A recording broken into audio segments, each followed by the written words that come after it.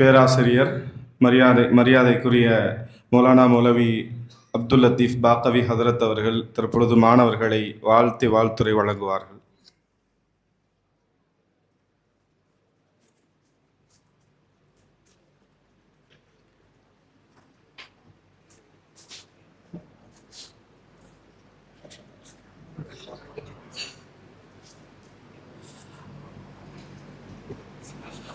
அஸ்ஸலாமு அலைக்கும் வரஹ்மத்துல்லாஹி வபரகாத்துஹு.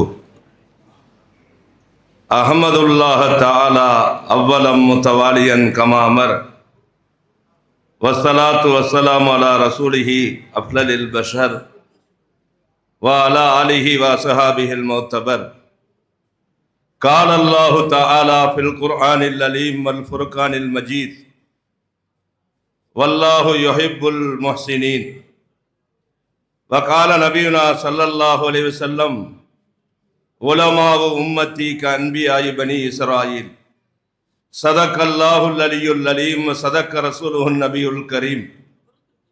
பெருகி வரும் கருணையினால் பேருலகை காத்து வரும் பேரருளாளன் அல்லாஹ்விற்கே கோடான கோடி புகழ். இருட்டறையில் இடறிவிடும் இனத்தவர்க்கு இனிய இஸ்லாத்தின் பெருவிளக்கை பிடித்தவராம், பேரின்ப பெட்டகமாம், நற்குணத்தின் தாயகமாம், சற்குணத்தின் நாயகமாம், மக்கத்து ரோஜாவாம், மதினத்து ராஜாவாம் எங்கள் முஹம்மது முஸ்தபா ஸல்லல்லாஹு அலைஹி வஸல்லம் அவர்களின் மீதும் அவர்களின் புனிதமிக்க குடும்பத்தினர்களின் மீதும் அவர்களுடைய வாழ்க்கை நெறிமுறைகளை வலுவாது நழுவாது பின்பற்றி நடந்த சஹாபா செம்மல்களின் மீதும் உலகம் முழுவதும் நிறைந்திருக்கின்ற இறைநேச செல்வர்கள் இஸ்லாமிய பெருமக்கள், இன்று தாருல் இஹ்லாஸ் சித்திகியாவிலே ஆலிம் சித்திகி சனது பெற இருக்கிற சங்கை மிகு ஆலிம் பெருமக்களின் மீதும் அவர்களின் இந்த புண்ணியம் பூத்து குலுங்குகிற இந்த புனிதமிகு பட்டமளிப்பு விழாவிலே கலந்து கொண்டிருக்கின்ற நம் அனைவர்களின் மீதும் அளவற்ற அருளாளன் அல்லாஹுவின் அன்பும் கருணையும் கரிசனமும் என்றென்றும் குன்றாது நின்று நிலவட்டுமாக என்று பிரார்த்தித்து எனது உரை ஆரம்பம் செய்கிறேன்.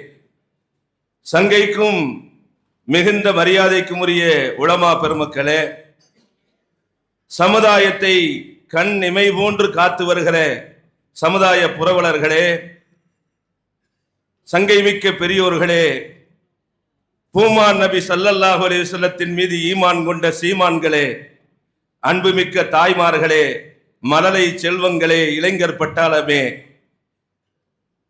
என் ஈமானிய சொந்தங்களே, அல்லாஹுடைய பேரருளால் 48 ஆலிம்கள் பட்டம் பெறுகிற ஒரு மாபெரும் பிரம்மாண்டமான இந்த பட்டமளிப்பு விழாவிலே இந்த எளியவனுக்கும் அல்லாஹ் ஒரு இடம் தந்திருக்கிறான். என்னை விட கல்வியிலும் இறையச்சத்திலும் உயர்ந்திருக்கக்கூடிய பெருமக்கள் இங்கே கூடியிருக்கிற இந்த சபையிலே அல்லாஹ் இந்த வாய்ப்பை தந்ததை நான் பெரும் பாக்கியமாக கருதுகிறேன். அன்பிற்குரியவர்களே, உலமாக்களுடைய தேவை, அவர்களுடைய சேவை ஆகிரத்திலும் இருக்கிறது.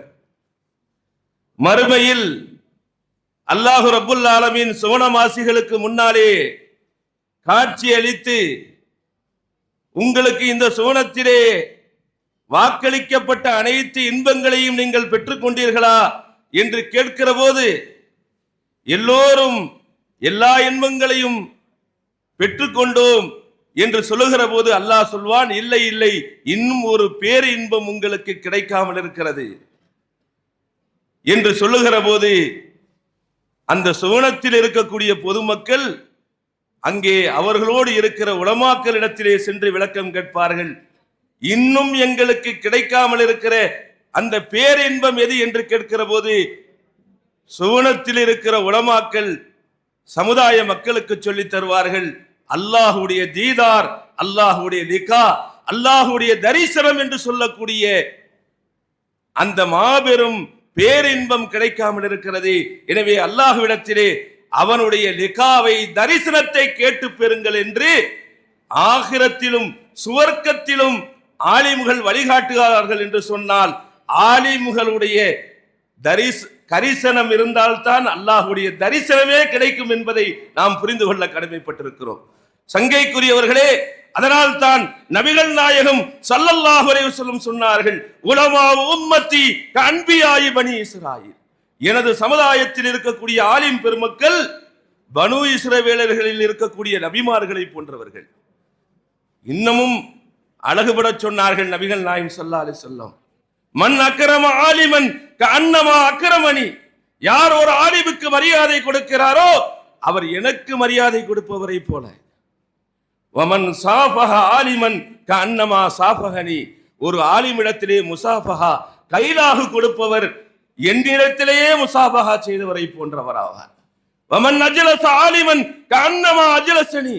ஒரு சபையிலே ஆலிமை சங்கைப்படுத்தி அமர வைப்பவர் என்னையே அமர வைத்தவரை போல என்று எம்பெருமான் ஸல்லல்லாஹு அலைஹி வஸல்லம் சொல்கிறார்கள் என்றால் உலமாக்களுடைய உயர்வை நாம் சிந்தித்து பார்க்க கடமைப்பட்டிருக்கிறோம்.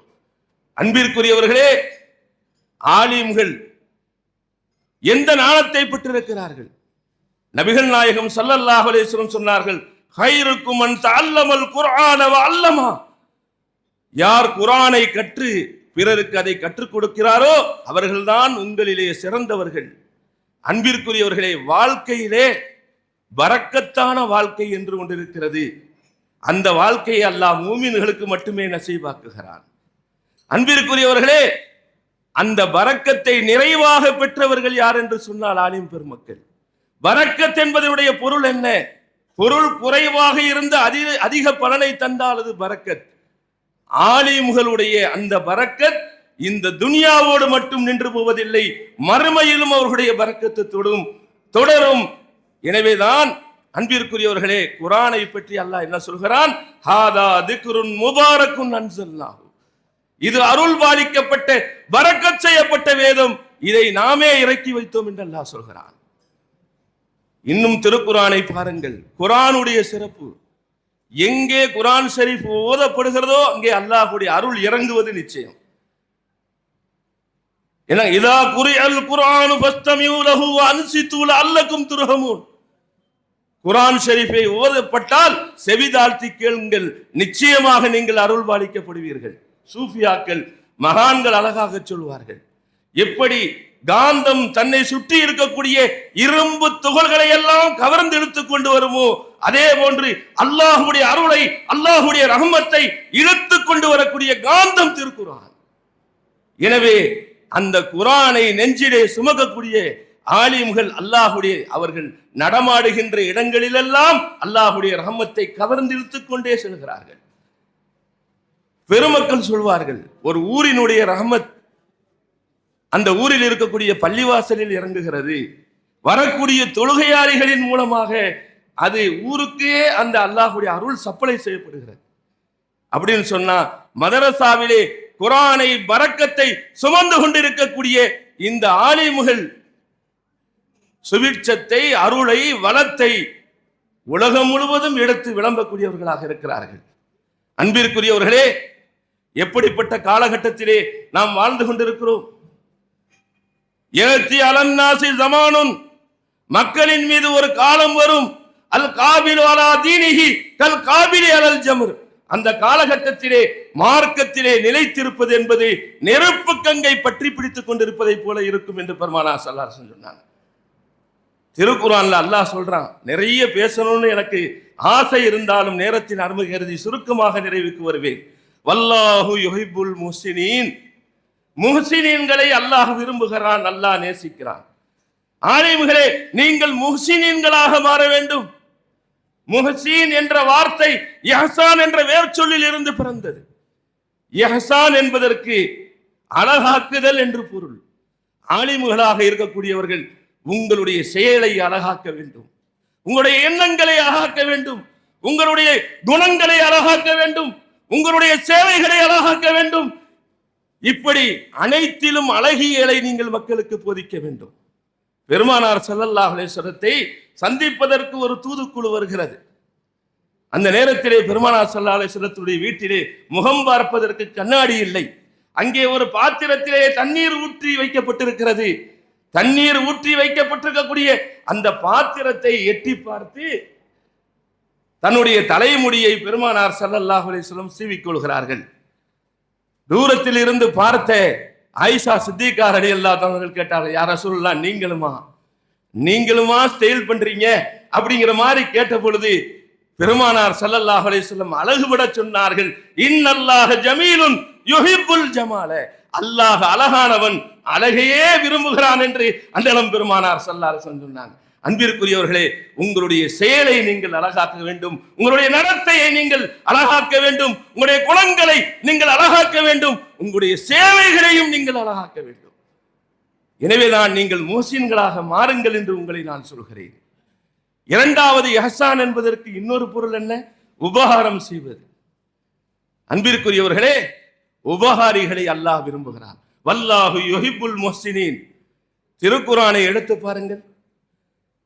நாட்டில் உலகிற்கு மிகப்பெரிய தொண்டாற்றிய, சேவையாற்றிய, இமயமாக திகழக்கூடிய ஹஜ்ரத் இப்ராஹிம் நபி அலைஹிஸ்ஸலாத்தை பற்றியும் அல்லாஹ் குர்ஆனிலே பேசுகிறார். இன்ன இப்ராஹிம கான உம்மா, நிச்சயமாக இப்ராஹிம் நபி அலைஹிஸ்ஸலாம் அவர்கள் ஒரு சமுதாயமாக இருக்கிறார்கள். அவர் ஒரு தனி நபர் அல்ல, அவர் ஒரு சமுதாயம். ஒரு சமுதாயமே சேர்ந்து செய்தால் அந்த சேவை எவ்வளவு பெரியதாக இருக்குமோ அதை ஒரு தனிநபரே சாதித்து காட்டிய காரணத்தினாலே இப்ராஹிம் நபி அலைஹிஸ்ஸலாம் அவர்களை அல்லாஹ் உம்மா என்று சொல்லுகிறான். அந்த பாக்கியம் உங்களுக்கு இருக்கு. நேரத்தின் அருமை கருதி சுருக்கமா சொல்றேன். முஸ்அப் இப்னு உமைர் ரலியல்லாஹு அன்ஹு ஒரே ஒரு சஹாபி மதீனாவுக்கு போனாங்க. அவர்களை 3 வருட தொடர் பிரச்சாரத்தில் முழு மதீனா நகரமும் இஸ்லாத்தை ஏற்றுக்கொண்டது. அன்பிற்குரியவர்களே, ஒரு மதீனாவை உருவாக்கி காட்டினார்கள். எஸ்ரிபாக இருந்த அந்த நகரம் மதீனாவாக மாறியது முஸ்அப் இப்னு உமைர் ரலியல்லாஹு அன்ஹுடைய உழைப்பின் காரணத்தினால் என்று சொன்னால், இந்த உலமாக்களே, நீங்கள் பணியாற்றக்கூடிய இடங்களில் எல்லாம் நீங்கள் ஒரு முஸ்அப் இப்னு உமைராக மாறினால் நீங்கள் வாழுகிற பகுதி மதீனாவாக மாறும் என்பதிலே சந்தேகம் இல்லை. திருக்குர்ஆன் ஷரீஃபிலே இப்ராஹிம் நபி அலைஹிஸ்ஸலாத்தை பற்றி பேசுகிற அல்லாஹ் எறும்பை பற்றி பேசுகிறான், தேனியை பற்றி பேசுகிறான், ஹுதுஹுது பறவையை பற்றி பேசுகிறான். சமூக அக்கறையோடு அந்த தேனி செயல்பட்டு சுலைமான் அலைஹிஸ்ஸலாமுடைய படைகளும் வருகிறது, உங்களை இடித்து துவம்சம் செய்து விடக்கூடாது என்ற சமூக அக்கறையிலே உதுகுலு மசாக்கினக்கும், உங்களுடைய பொந்துகளிலே சென்று உங்களை பாதுகாத்துக் கொள்ளுங்கள் என்று தன் சமூகத்தின் மீது அக்கறையோடு செயல்பட்ட அந்த எறும்பை பற்றி அல்லாஹ் திருக்குர்ஆனிலே இடம்பெற செய்திருக்கிறான். தேனியையும் சூரத்து நஹல் என்று ஒரு சூறாவே திருக்குர்ஆனிலே இடம்பெற்றிருக்கிறது. பெருமானார் ஸல்லல்லாஹு அலைஹி வஸல்லம் சொன்னார்கள், அத்துப்பானு குல்லுஹா ஃபின்னார் இல்லன் நஹ்லா, ஈக்கள் அனைத்தும் நரகத்திற்கு செல்லும். யஜலுஹா அதாபல் லிஅஹ்லின்னார், நரகவாதிகளை அதாபு செய்வதற்காக வேண்டி அவைகளை நரகத்திற்கு அல்லாஹ் கொண்டு செல்வான். இல்லன் நஹ்லா, தேனியை தவிர. தேனி கொட்டினா கூட வலிக்கும், ஆனா அதை அதாபு செய்யறதுக்காண்டி கூட அல்லாஹ் நரகத்துக்கு கொண்டு போக மாட்டான்னா. ஏன்னா மக்களுக்கு ஷிஃபாவை, நோய் நிவாரணத்தை தரக்கூடிய தேனை திரட்டி வந்து கொடுப்பதினால், சமூகத்திற்கு அது பயனளிப்பதினால், அதை கௌரவிக்கிற விதத்திலே அல்லாஹ் ரப்புல் ஆலமீன் அதை நரகத்திற்கு அனுப்ப மாட்டான் என்று பார்க்கிறோம். உலமா பெருமக்களே, இந்த சமூகத்திற்கு இம்மையிலும் மறுமையிலும் பயனளிக்கக்கூடிய இந்த தீனை திரட்டி நீங்கள் கொடுக்கிற உங்களை அல்லாஹ் எப்படி நரகத்திற்கு அனுப்புவான் என்பதை நாம் சிந்தித்து பார்க்க வேண்டும். இப்படி சமூக அக்கறை உள்ள ஹுதுஹுது பறவையை பற்றி அல்லாஹ் திருக்குர்ஆனிலே இடம்பெற செய்திருக்கிறான். இஹ்சான் என்பதற்கு 3வது ஒரு பொருள் இருக்கிறது. அதை சொல்லி நான் நிறைவு செய்வேன். இஹ்சான் என்பதனுடைய 3வது பொருள் என்ன? ஹதீஸே ஜிப்ரீலிலே வருகிறது. ஈமான் என்ற என்ன என்று ஜிப்ரீல் அலைஹிஸ்ஸலாம் பெருமானாரிடத்தில் கேட்கிறார்கள். பெருமானார் பதில் தருகிறார்கள். பிறகு இஸ்லாம் என்றால் என்னவென்று கேட்கிறார்கள். அதற்கும் பெருமானார் பதில் தருகிறார்கள். 3வதாக மல் இஹ்சான் என்று கேட்டபோது பெருமானார் ஸல்லல்லாஹு அலைஹி வஸல்லம் சொன்னார்கள், அன் தஅபுதுல்லாஹ கஅன்னக தராஹு, அல்லாஹ்வை நீ பார்ப்பதை போன்று வணங்குவது. ஃபஇல்லம் தகுன் தராஹு ஃபஇன்னஹு யராக, நீங்கள் அவனை பார்க்கவில்லை என்றாலும் அவன் உங்களை பார்க்கிறான். அல்லாஹ்வை பார்ப்பதை போன்று வணங்குவது இஹ்சான். இப்படிப்பட்ட இஹ்சானுடைய நிலையில் உள்ளவர்களையும் அல்லாஹ் நேசிக்கிறான். ஏன்னா உலகத்தில் முஸ்லிம் சமூகம் நிம்மதியை இழந்ததற்கு காரணம் அல்லாஹ்வை மறந்ததுதான்.